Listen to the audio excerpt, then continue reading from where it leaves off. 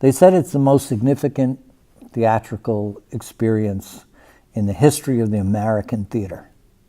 And it was for a number of reasons. First of all, before that, most of the work that was on the stage was like the Ziegfeld Follies and very, very lightweight comedies and things like that. There was, if you were going to the theater back then, you had no idea there was a depression. It was all fluff. Not all. I mean, there was Eugene O'Neill was writing very interesting plays, but they were also 4 hours long. But and there was some great acting too before the group theater. Oh yeah, here John Barrymore, Lorette Taylor, Catherine Cornell, Lynn Fontaine, Morris Kornetsky. These were actors who were not part of the group theater, but before the group theater were doing the same thing that the group theater was doing. They were just doing it instinctively. There was a depression. And Clifford Odets wrote a play called Awake and Sing. And it mirrored life back then for Americans. And it was bleak. I mean, everybody was out of work. But it wasn't like a depression that we have had since then, or a recession like that, because in that case, back then, it meant not only no work, but no food, no place to live. People were on the streets. It was really, really bleak.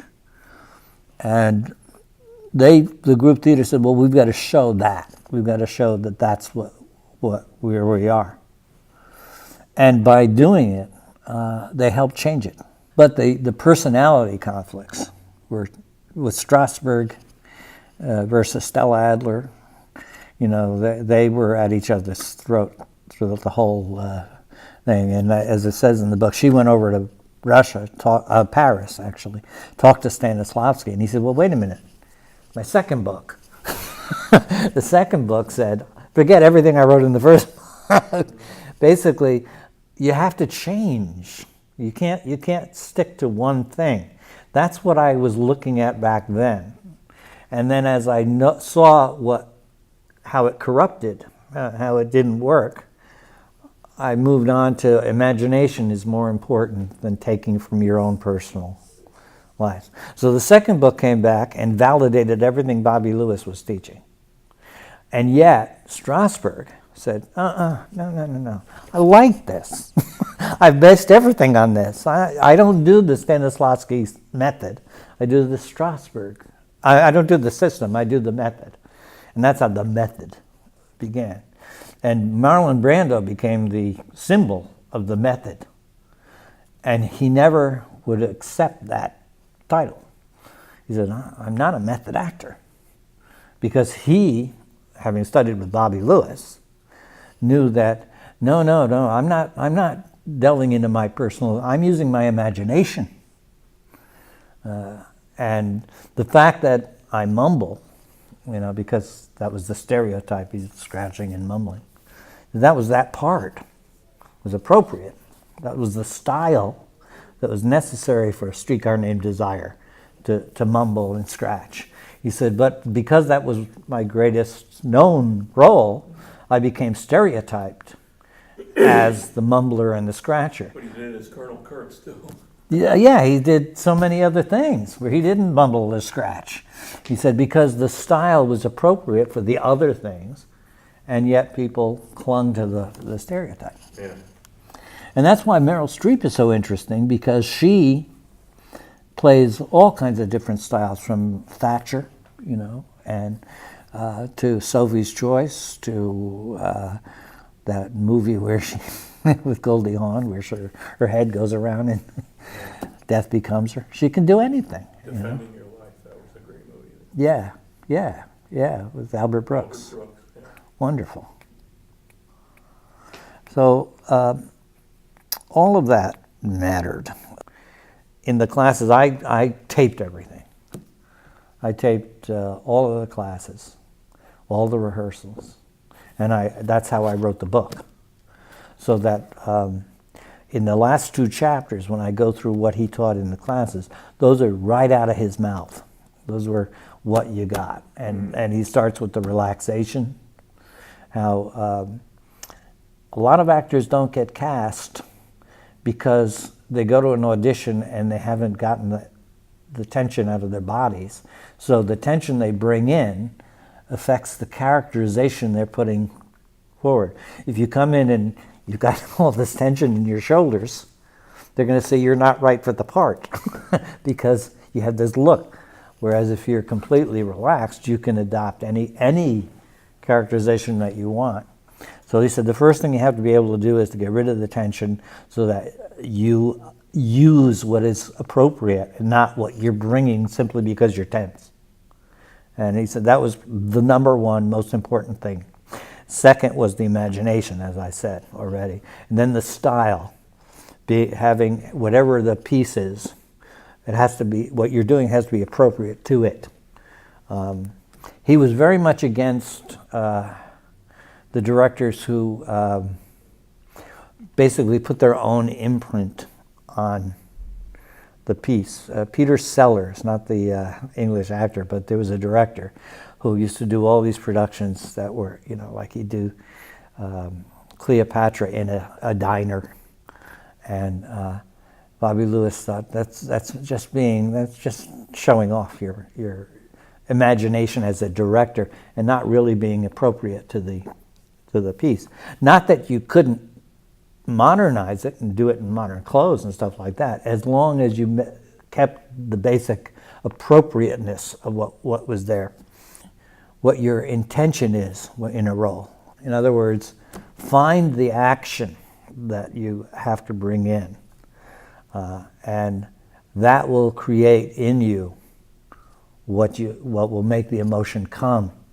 But if you put on the emotion, you'd say a lot of actors, they know how to cry. They can do that. They can do it like that. And they think they're great actors. But they'll throw it in anywhere they can because they can do it. And that's not appropriate. So it misses the mark. So he said, you have to know what you're doing all the way. And he said, in a play, you've got to know what you do from the beginning to the end, where your overall action is. And then you have to find the little ones from scene to scene. What am I doing here? What am I doing here? And all of those things have to fit into the main one. Because for a thing to be art, a sense of the whole has to be there.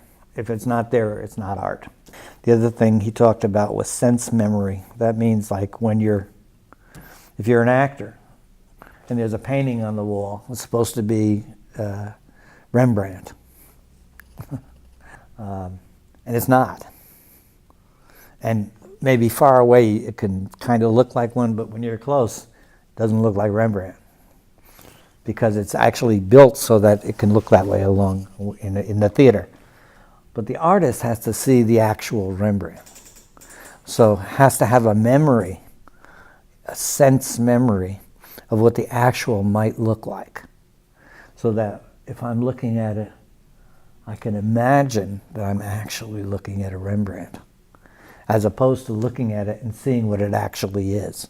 And they call that sense memory. It's like when an actor picks up a cup of coffee and it's an empty cup and drinks. If he just picks up an empty cup and does that, the audience is going to go, wait a minute, that doesn't have anything in it. But an actor that has a sense memory knows what it feels like to pick up a coffee cup that actually has coffee in it, so that even if it doesn't, you can give the impression that it does. Characterization, as I said, with the relaxation thing, you can have elements that are not part of the characterization if you're tense. The other thing is when you're working on a role, to find the things that create the character, and they're all in the script. If they say the guy was a veteran of the Korean War and he was wounded, what has that done to him? Does he have a slight limp, maybe? Maybe he drifts off. Things when he talks. Maybe certain words trigger something that might not be spelled out, but just the fact that that word was used, he might react because he was a vet. And these are the things that you find in the script that you incorporate in your characterization that make the actor more real, even when it's not spelled out in the script. So that you're seeing that and going, oh, I know why he's doing that. Because he was in Korea. Not spelled out, it's something the actor finds.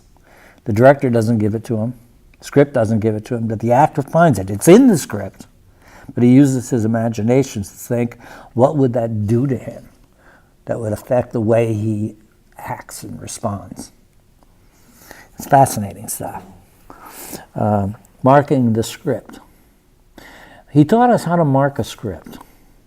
And what he would do is he'd say, on the back of your script, you take your script, and on the back, you put all the main things, your costume, your character, your intention, all of those things, you just list them on the back. Then on the left page of your script, because the script would have the page and then a blank, on the left page, the 3 columns. The first one would be your overall action for the whole play, to remind you what are you doing through this whole thing. Then the center column, as you go down the page, what am I doing here? What am I doing here? What am I doing here? You mark what your actions are. And then thirdly, would be anything in the script there that relates to what the other actors are doing and how it is affecting you. Whether they're scolding you or revealing something to you. If it's there, that's where it happened. So you would mark these pages, and he said always write them in pencil, because the other actor is going to bring something in, and it might change.